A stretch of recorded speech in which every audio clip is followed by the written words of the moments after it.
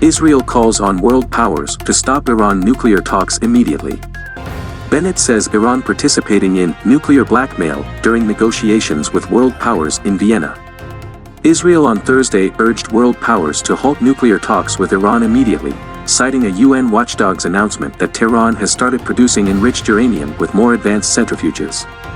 Israeli Prime Minister Naftali Bennett called Thursday for an immediate cessation of resumed nuclear talks between Iran and major powers in Vienna, accusing the Islamic Republic of nuclear blackmail.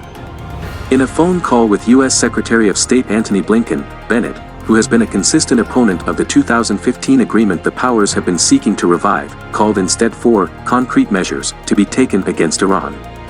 He said, Iran was carrying out nuclear blackmail as a negotiation tactic and that this must be met with an immediate cessation of negotiations and by concrete steps taken by the major powers, a statement from his office said.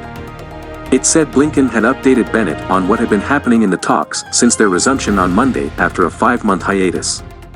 The Israeli premier expressed concern about a new report from the UN nuclear watchdog issued during the talks, which he said showed Iran had started the process of enriching uranium to the level of 20% purity with advanced centrifuges at its Fordo underground facility.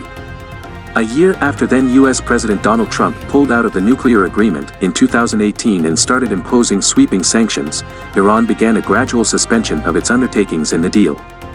The countermeasures have seen Iran enrich uranium in greater quantities and to higher levels of purity than it had agreed, something Western governments are eager to end as quickly as possible. Iran insists the absolute priority is the lifting of all U.S. sanctions imposed after Trump's abandonment of the deal. The remaining parties to the 2015 agreement, Britain, China, France, Germany and Russia, have been participating directly in the Vienna talks. At Iran's insistence, the United States is doing so only indirectly.